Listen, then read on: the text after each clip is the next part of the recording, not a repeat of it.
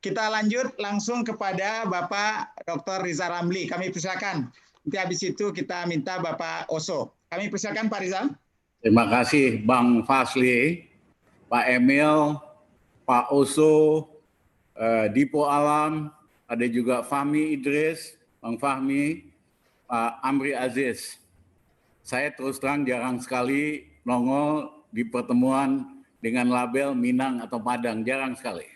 Bukan apa-apa, hanya karena kesibukan saja.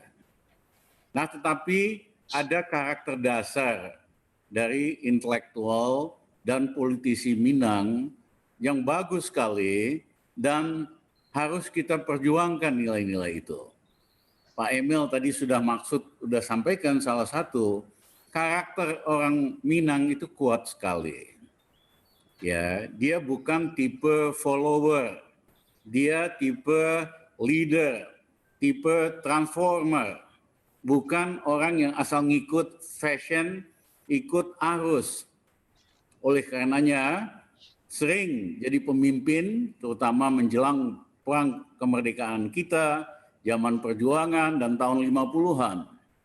Nah, yang kedua adalah kuat sekali karakter intelektualnya.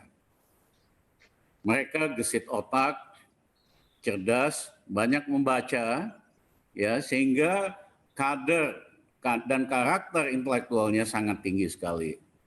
Yang ketiga, pada dasarnya mereka organizer, orang yang doyan organisasi, kumpulkan kawan, teman, seperjuangan, dan sebagainya. Nah, ketiga karakter ini itu hanya cocok dalam zaman-zaman pra-kemerdekaan. Mungkin sampai tahun 50-an, 60-an. Hari ini karakter itu nggak pas. Karena hari ini dalam 10 tahun terakhir dan setelah reformasi, tema yang kuat itu adalah pragmatisme, materialisme. Tema yang kuat itu adalah oportunisme. Saya zaman Pak Harto ditangkap 1,5 tahun di Sukamiskin, berjuang supaya Indonesia jadi demokratis. Soeharto jatuh, terjadi reformasi, lama-lama yang dibangun itu apa yang kami sebut sebagai demokrasi kriminal.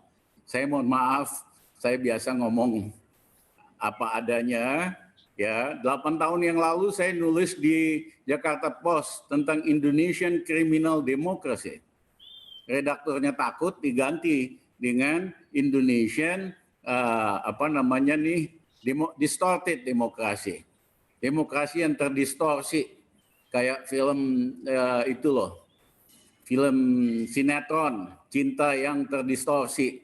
Padahal yang saya maksudkan itu criminal demokrasi. Dan criminal demokrasi ini faktor uang sangat menentukan. Bung Fasli mau jadi bupati, perlu dapat dukungan 2-3 partai, mesti bayar masing-masing 10 sampai 20 miliar. Jadi gubernur mesti bayar upeti aja, hanya bisa dicalonkan oleh partai, itu 100 sampai 300 miliar kalau gubernur. Presiden, saya tahun 2009 ditawarin oleh 3 partai, Mas Rizal, apapun, dari standar apapun, Mas Rizal pantas jadi presiden. Visi, karakter, integritas. Wah, senang saya didukung. Tapi Mas Rizal perlu logistik. Ya, saya bilang gini aja deh, angkat Rizal Ramli jadi presiden, nanti partai-partai yang dibiayain oleh negara, saudara nggak usah pusing dengan logistik. Mereka bilang, Bang, kita maunya hari ini. Berapa hari ini itu? Satu partai minta 300 miliar. 3 partai itu 900 miliar. Tahun 2019 tarifnya 1,5 triliun. Inilah yang mengakibatkan akhirnya yang memilih itu cukong-cukong dulu. Ya, baru ditawarkan kepada masyarakat, dibantu PR-nya, dibantu publik opininya, dibantu surveinya. Tapi yang milih ini cukong-cukong dulu. Inilah yang merusak demokrasi Indonesia. Begitu dia jadi pemimpin, dia lupa tujuan untuk memajukan bangsa dan lupa tujuan untuk meningkatkan kemakmuran. Nah, dalam konteks demokrasi super pragmatis dan kriminal ini, mohon maaf, intelektual politisi Minang kurang cocok, ya, karena masih ada tata nilai, masih ada intelektualitas, tidak ada idealismenya, tidak pragmatis, nggak cocok. Jadi lingkungan strategisnya ini nggak sehat. Nah, kalau menurut kami ini dulu yang kita ubah, yaitu kita hapuskan threshold dari yang ada sekarang 0% aja. Nah, sebulan yang lalu saya datang ke KPK, ketemu dengan 2 komisariat KPK sama 2 direktur. Saya minta the motherhood of corruption di Indonesia is political corruption. Motherhood dari korupsi yang sesungguhnya di Indonesia adalah korupsi politik. Saya minta KPK, dia bilang, supaya mulai lihat kasus-kasus soal money politik ini. Mereka bilang, Pak Ramli, kita kebetulan aja nih, seminggu yang lalu kita tangkap bupati dari Kalimantan Timur dan istrinya, ketua DPRD. Dia udah jadi gubernur, bupati, dia kepengen maju lagi. Dia tariklah sumbangan dari cukong-cukong ini. Total 18 miliar. Tapi in return dia kasih konsesi tambang, hutan, total merugikan negara 2 triliun. Uang sogokan mereka itu hanya 18 miliar, 0,01%. Nah, ini terjadi di setiap pemilihan bupati, gubernur, dan lain-lain di Indonesia. Bayangin ada 320 bupati. Kalau kemudian negaranya 500 miliar aja. Bukan konsesi tambang, kalau di kota izin pembangunan, IMB, dan sebagainya. Ya, 420 kali 500 miliar, hampir 200 triliun kerugian negara. Ya, nah inilah yang menjelaskan begitu mereka kuasa, mereka nggak urus rakyat, nggak ada hati sama rakyat.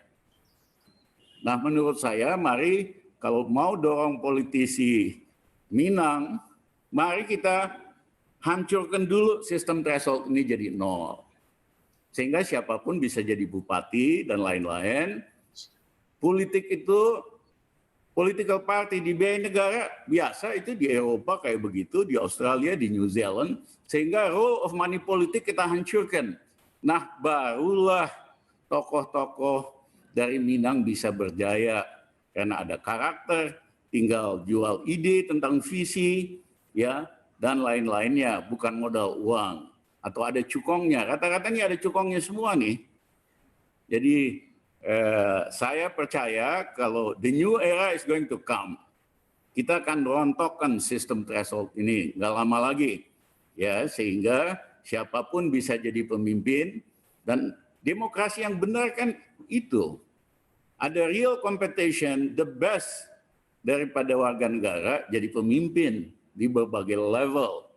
Nah, money politik menghancurkan competition yang real. Yang terjadi competition di antara cukong atau siapa sebaliknya. Nah, saya minta kawan-kawan yang muda-muda dan senior-senior sini, mari kita ubah demokrasi kriminal ini dengan demokrasi yang amanah dan good governance. Karena kalau enggak, no way Indonesia bisa maju. Apalagi ini belakangan ada nepotisme yang luar biasa sekali. Saya kemarin bilang di TV, saya minta Pak Jokowi narik itu si Gibran sama si Bobi. Jangan ikut. Karena nggak lucu. Apa namanya nih, saingannya dipanggil ke istana, disuruh mundur. Ini apa ini? Ya, jadi saya minta berhenti dulu dah. Setelah Pak Jokowi nggak jadi presiden, anaknya silakan maju. Kalau perlu saya bantu. Si Bobi sama siapa itu? Si Gibran disuruh. Sehingga competition-nya fair. Pak Harto aja yang super kuasa, mikir bolak-balik untuk ngangkat anaknya. Baru setelah 32 tahun berkuasa, dia angkat tutut jadi Menteri Sosial. Dan saya ingat komentar rakyat kita waktu itu sebel. Itu juga salah satu faktor yang mendorong kejatuhan Pak Harto dari banyak faktor lain. Hasilnya apa? Tutut cuma 1,5 tahun, 1,5 bulan, Soeharto jatuh bulan Mei dari Maret gitu loh. Nah, menurut saya pemimpin harus ada prestasi, tidak cukup hanya dengan pencitraan.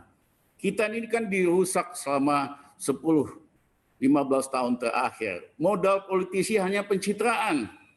It is necessary, diperlukan pencitraan. Tetapi it is not enough, nggak cukup. Selain pencitraan mesti ada visi, mau dibawa kemana Indonesia. Mesti ada karakter yang kuat, ada integritas, dan lain-lain. Nah ini bisa hari ini orang dengan modal buzzer, modal iklan, modal pencitraan masuk gorong-gorong, ya atau nongol di TikTok, bisa jadi pemimpin. Sehingga terjadi kecelakaan sejarah. Jadi mohon maaf Pak Fazli, saya kepanjangan. Ya, enggak apa-apa, bagus. Ya, tapi esensinya kalau kita mau dorong politik di Minang, mereka itu punya karakter, punya brain dan intelektualitas dan organizer. Mereka hanya bisa berjaya di dalam dunia yang kompetitif, bukan money politik. Terima kasih. Terima kasih banyak Pak Riza Ramli, luar biasa.